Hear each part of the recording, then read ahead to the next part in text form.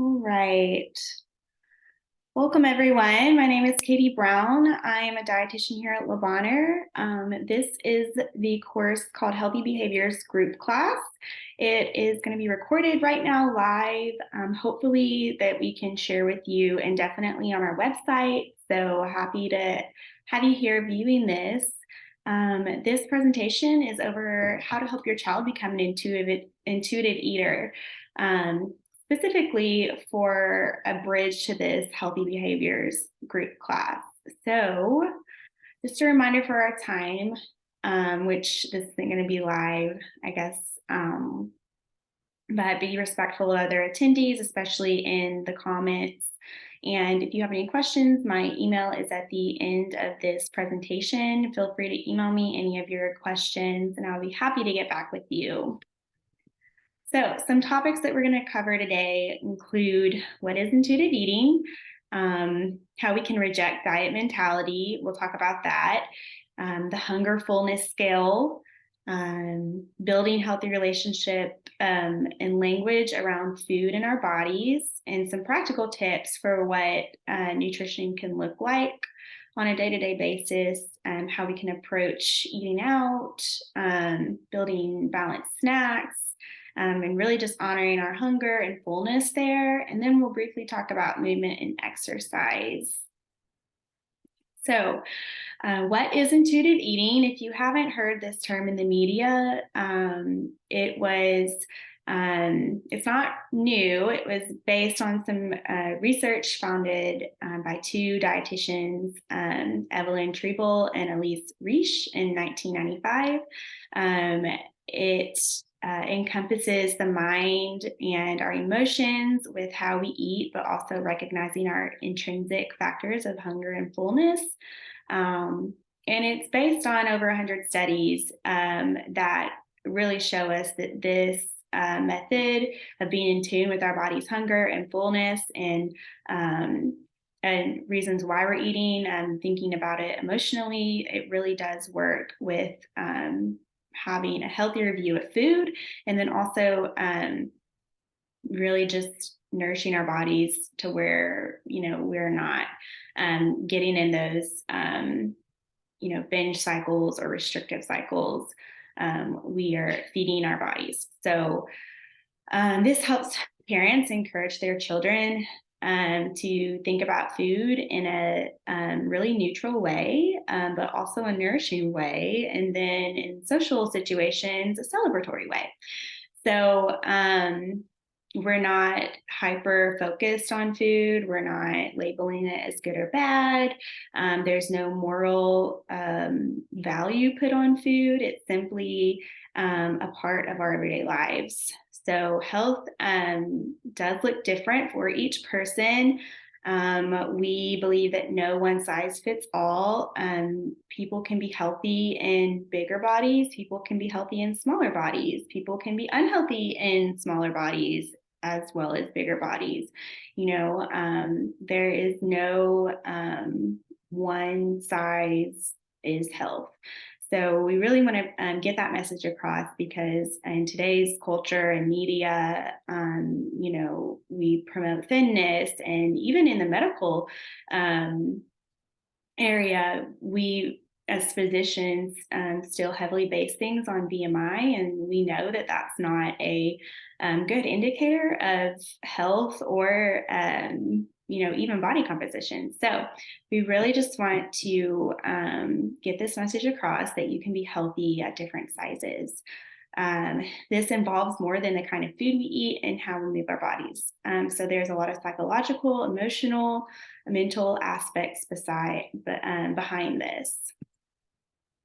So the first thing we think of when we want to become an intuitive eater, so that again, that is recognizing when we're hungry, recognizing when we're full, not putting any restrictions on food, but feeding our body what it needs, and even honoring those things we want sometimes. So first we have to reject the idea that we need to follow a diet, or this specific diet is going to help us get ABC or lose weight. Often what we found in research is that if you want to lose weight and that is your main goal, that is just not going to lead you um, in success. So it's always going to lead you back to cycles of binging, restriction, or just an unhealthy relationship with food. So we really just want to kind of throw that out the window. We don't want weight loss to be our first and foremost goal. We want recognizing um, our bodies when they're hungry, and then knowing what food's available and what sounds good, kind of going that route. So we want to reject this idea that diets are good because they just fail at every endpoint. And they're not appropriate for children and adolescents. Often kids are going to see what mom and dad are talking about and see what mom and dad are doing. And that's going to affect how they view themselves and their bodies and food. So, if kids are hearing mom and dad, say, oh, I can't eat carbs because ABC, those kids may restrict carbs. And that can be really detrimental for a child, especially whenever they need all food groups for growth and development. So, as parents and as caregivers, we really need to watch our own language and how we view food in our bodies because it will affect our kids. So, the only diet that we would support and promote is if it was necessary medically. So, for example, we have children on the ketogenic diet because of neurological reasons, but we do not support any low carb or cleanses or fasting, especially in adolescents and children. So, this restriction mentality can actually trigger our children to overeat. It might, there's some research showing that when we say something's off limits, our mind, we automatically crave it. And if we're restricting certain foods, our body might overcompensate because really it's not getting the nutrition it needs, and we end up binging. So it can actually, restriction and these type of messages are often what leads to disordered eating, especially kids with binge eating disorder, anorexia, bulimia, all these things. So it's just never a good idea to restrict or cut out any food groups. We kind of talked about this, but we don't want to label foods as good or bad. So we want to give our child permission to eat all foods. Whenever we put labels on foods, they can become treats and things we crave more because we're depriving ourselves from them. There's just this psychological attachment to them. So often, some things I tell my parents or caregivers is, try to neutralize all foods. And over time, the child will, he'll grab his favorite food and then maybe another day you'll offer it and he may not want it because he knows that he can have it at any time and it's not forbidden. So again, foods have no moral value. We never want someone or a child to feel ashamed of what they eat or feel guilt or shame behind that. That just never leads someone into a good place. That is often another indicator of developing different disordered eating habits is when we put value on a food and then we feel guilty or shameful for eating it afterwards, or like we have to do better the next day, so it's okay to incorporate your child's favorite foods or what we might consider as things that are sweets or treats. Actually, research has shown that if we plate those things on their food with the meal, this is how you can neutralize it.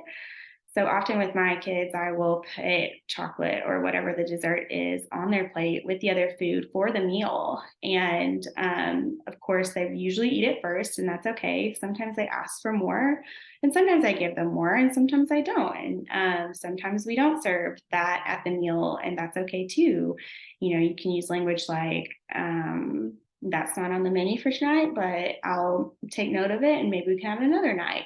But then that way you're not depriving them, and it just really serves as another food on the plate. So another aspect of creating an intuitive eater, or really just in establishing a healthy relationship with food, is knowing when we're hungry and knowing when we're full. And I know often we're busy and we're on the go, and we don't sit down and eat, but those are the things that really lead to us, eating really quickly and then not really knowing if we were hungry or not, or maybe not knowing when we got full and we tend to overeat, or maybe we didn't eat enough and then we end up, snacking so much throughout the day. So, as much as you can, if you can, talk to your child and maybe even yourself when you wake up in the morning. How does my body feel? Is it adequately hungry? Do I feel like I'm starving and I could eat so much?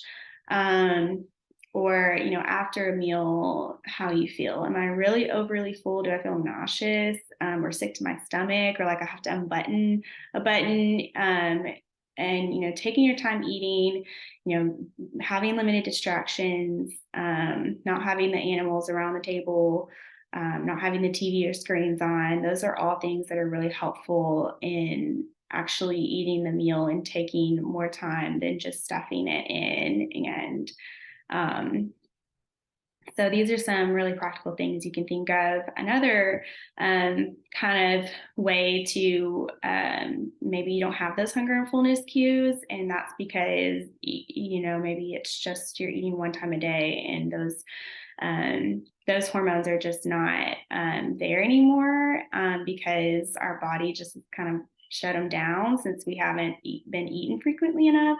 So having, maybe a breakfast, lunch, and dinner, and then a couple snacks between is a good rule of thumb, I think, for any adolescent.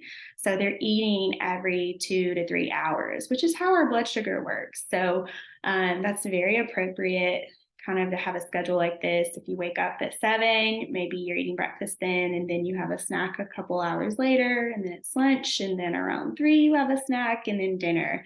And sometimes even if you have an early dinner, it's okay to have a snack before bed, especially if they're hungry. So because that can be a long time from 6:30 at night until 7 the next morning. That's over 12 hours of fasting, so they might be super hungry then. Children are growing, and so are adolescents, and it's totally normal if they eat 5 to 6 times a day. This is just a physical um, chart, a numerical chart of a hunger fullness scale, something you can maybe show your kids. And they even have the photos, or the faces one for younger kids. I didn't put that one on here, but one is being painfully hungry to where you are dizzy, nauseous, like you're physically ill because you don't have any nutrition in your belly.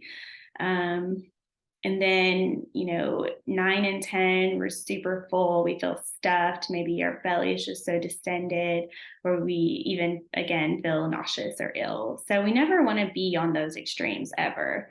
That's why it's important to get our meals and snacks in during the day so that we are not ever on extremes of the hunger fullness scale. So we kind of want to live between 4 and 7, hungry, neutral, and then comfortably full.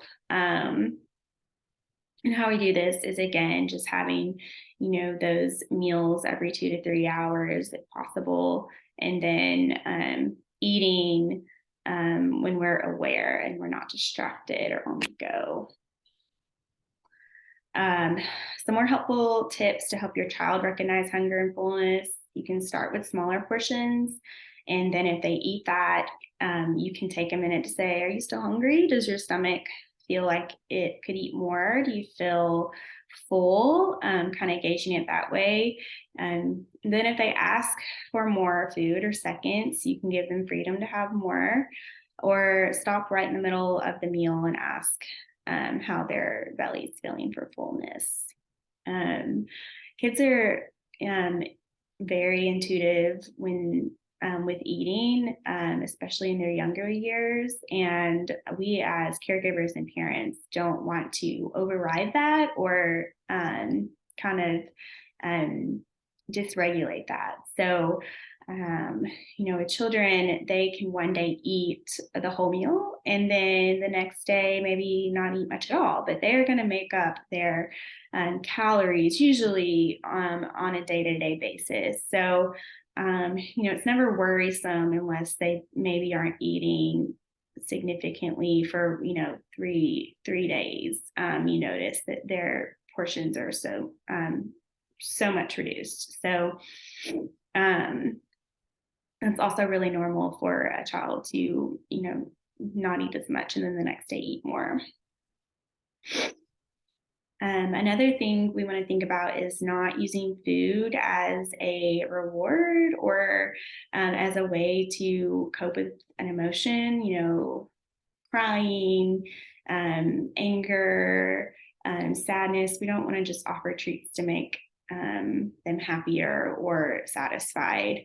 We want to really get to the root of why they are feeling the way they're feeling, because we don't want food to become an emotional support for them and that lead to something that's unhealthy or negative. So, finding out why the child or adolescent is distraught or upset.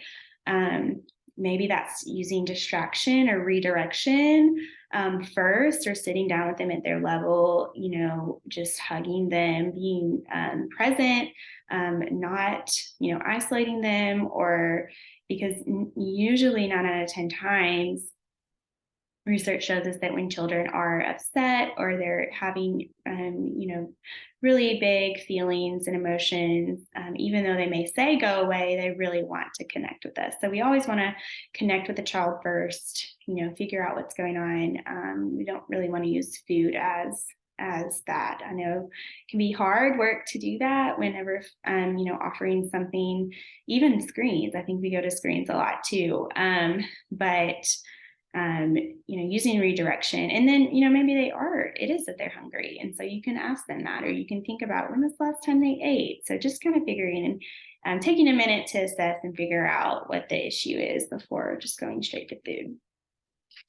So we'll talk about some more practical tips. Gentle nutrition is just a term for using, ways to eat foods that are necessary for nutrition while also eating the foods that we maybe want or we're celebrating for. So foods that honor your health and taste buds to make you feel good. So we don't have a perfect meal plan or diet.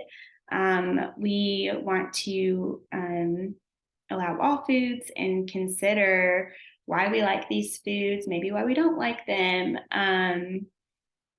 Never pressuring the child to eat a certain food, but really just, you maybe decide what and they decide if and how much. So that's kind of also something we tell our parents.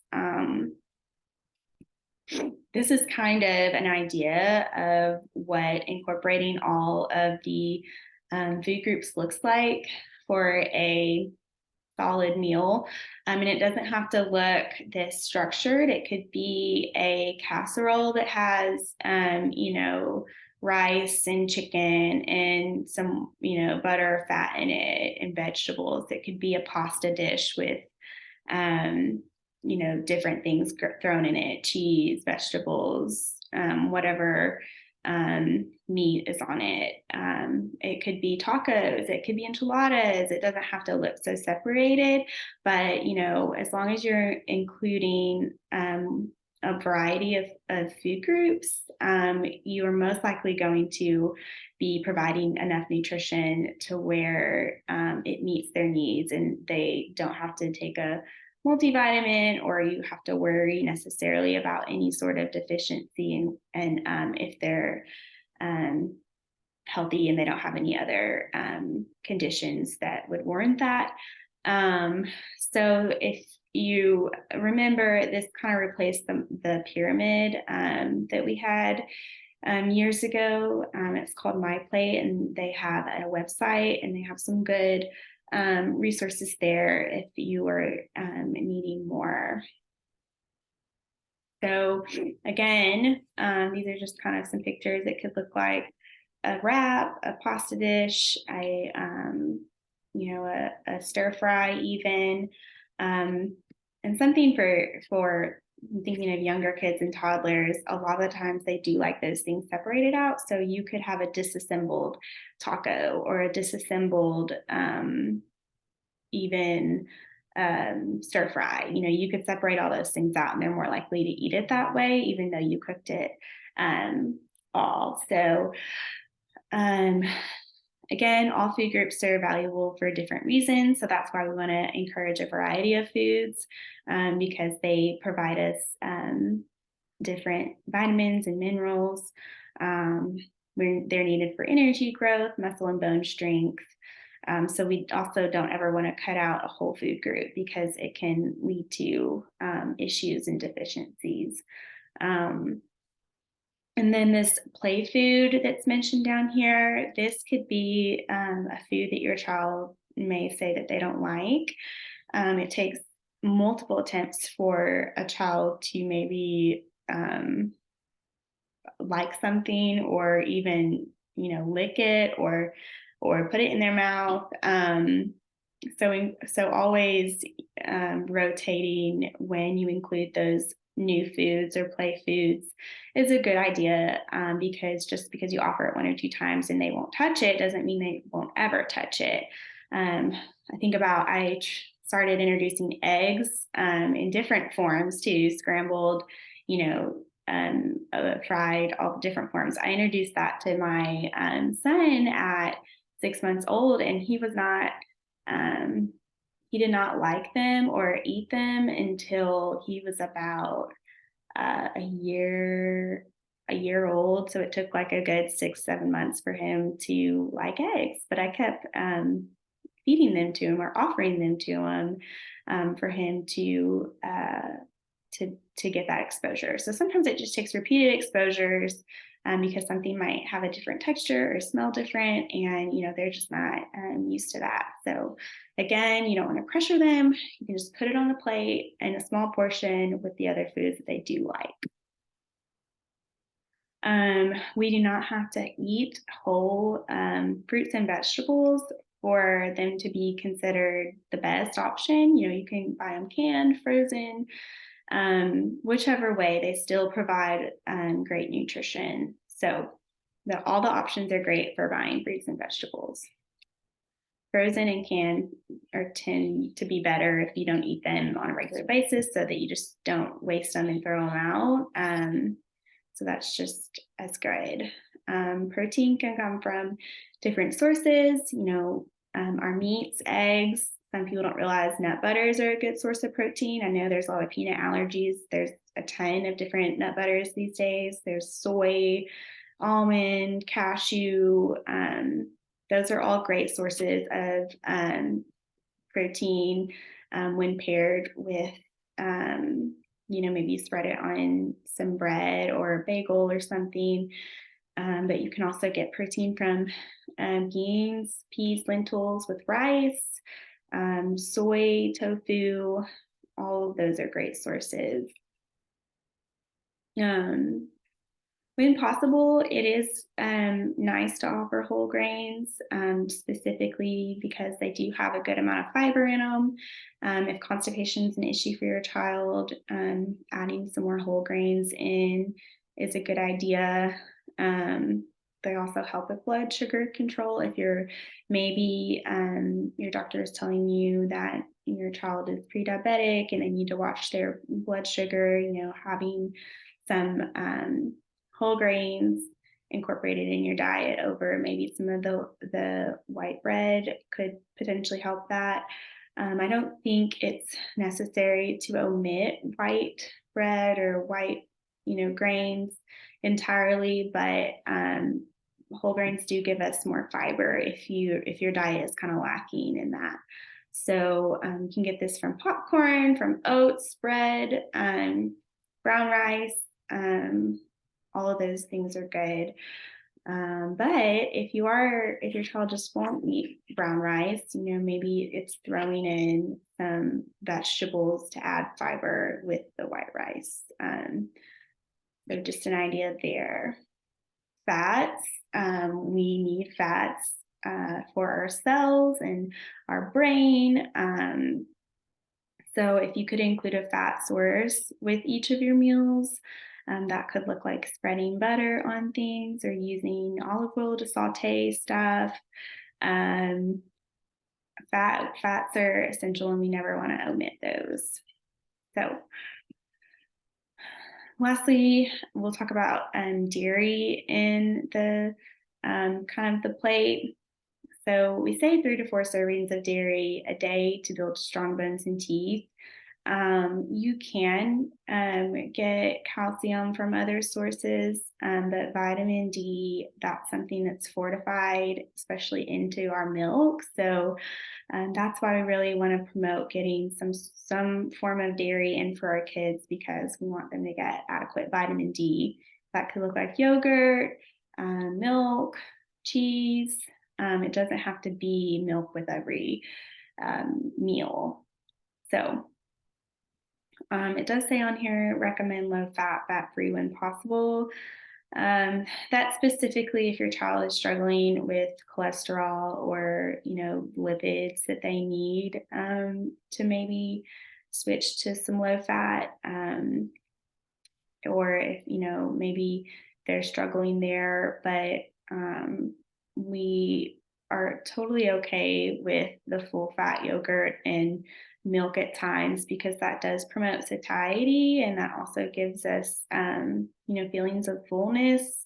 So if we have a full fat yogurt with some fruit, I think that's a really great snack than having a low fat yogurt, because you're probably going to be hungry again in an hour. So it's really individually based there. If you have any questions on that, you can email me. And again, making sure that your dairy alternatives, if you do have to do an alternative because maybe you have an allergy, or that they're fortified with calcium and vitamin D. I think the soy-based yogurt is one of the better options for a dairy alternative. Talking about hydration, water is, really the best thing that we want to push, because all of the sports drinks and Gatorades, some of those can have a lot of electrolytes and just sugars that could not be so great for younger children. So just offering water at times, but not saying that Cokes or sugar sweetened beverages are super off limits, because again, that can kind of get sticky there. But if you are needing to really cut back on sugar sweetened beverages, because that's something your child is struggling with, maybe offering sugar-free options or doing some flavoring would be helpful. This is just kind of how we could build a healthy snack, or not healthy, but balanced snack. It's really just pairing a carbohydrate with fat and protein to make it a snack that's going to keep us full and satisfied.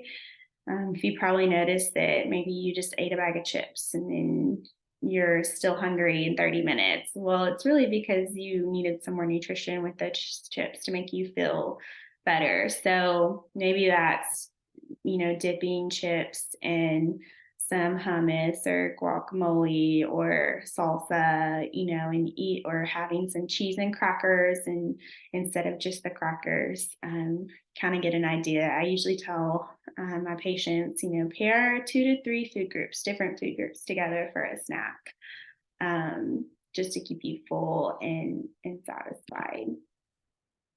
I'm not really going to go over this food label. This was put in here specifically for our kids who maybe struggled with hypertension and they needed maybe lower sodium, or if we were trying to stabilize their carbohydrates if they had diabetes. So if you are one of those parents with a child who has diabetes or hypertension, I'm sure you're in a clinic that has um, a dietitian that would help you with those. But if you have questions there, you can also email me.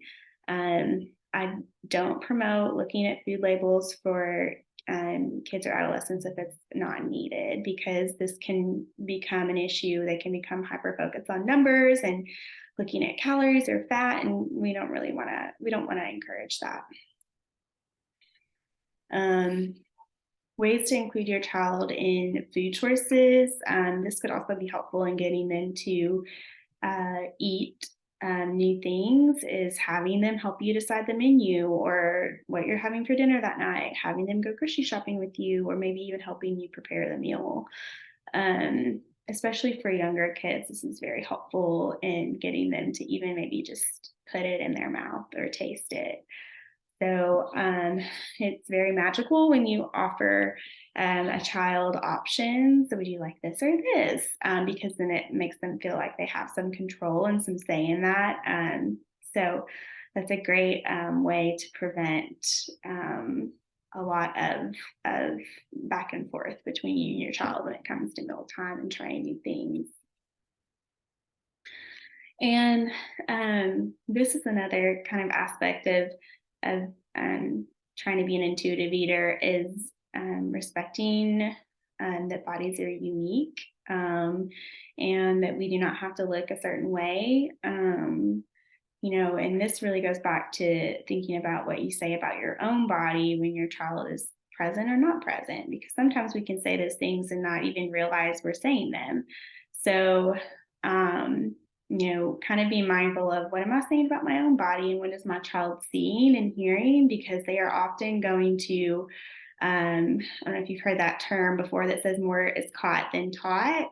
They're going to catch what you're saying about yourself and how you're viewing yourself. So a lot of this intuitive eating work comes with assessing your own self, and maybe relearning some of these things yourself, because often how we view food is trickled down to how our kids will view food.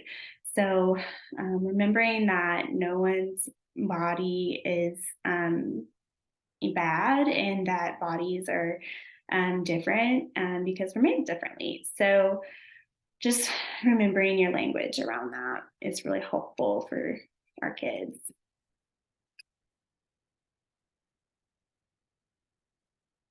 And then if movement is a struggle for your child, maybe that's sitting down with them and asking what they enjoy, something they enjoy about, being outside, or maybe it's being creative and figuring out something that they could do that would be movement. Maybe it's motivating them by doing it with them, going outside to take a walk or play a game of basketball or something like that together. I think they would be more apt to moving if their parent was involved with them. So something that is really big these days are Apple Watches, or calorie workout tracking watches. I would not advise promoting those with our kids, because that can become kind of a negative thing if they're trying to focus on how many calories they're burning, or, it's the idea is that we want them to enjoy the movement, and that to be, a stress reliever, that to be feel good to them, versus how many calories am I burning. So I wouldn't advise getting your adolescent or child one of those watches just yet. So here are some resources. Again, I mentioned MyPlate.gov has great recipes and some tips and tricks. Eatright.org, a lot of dietitian resources are there. nutrition.gov. And then if you are on social media, then these are great accounts. Feeding Little specifically for toddlers and infants and younger kids with if they have any issues with picky eating or not eating certain foods, they have really great advice. Kids Eating Color is another one. Snacks with Jacks, those all are maybe for like the 6 and under. Gives you even snack ideas and meal ideas. I think Feeding Littles even has a cookbook. So those are great. Big Little Feelings. This is a great account that gives you practical um, tips and verbiage and for how to um, talk to your child and kind of the psychological mental aspect of things. It's really been helpful for me personally with my children and communicating. And then the last two are focused more on intuitive eating dietitian work. So those are, I think, geared more towards the older kids and adolescents. And those are also very helpful.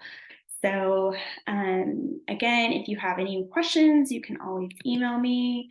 This is my contact information. I'm happy to answer your questions or direct you or give you resources to those. So thank you for joining this presentation on healthy behaviors and intuitive eating. I hope you enjoyed it and learned something, and I look forward to hearing from you.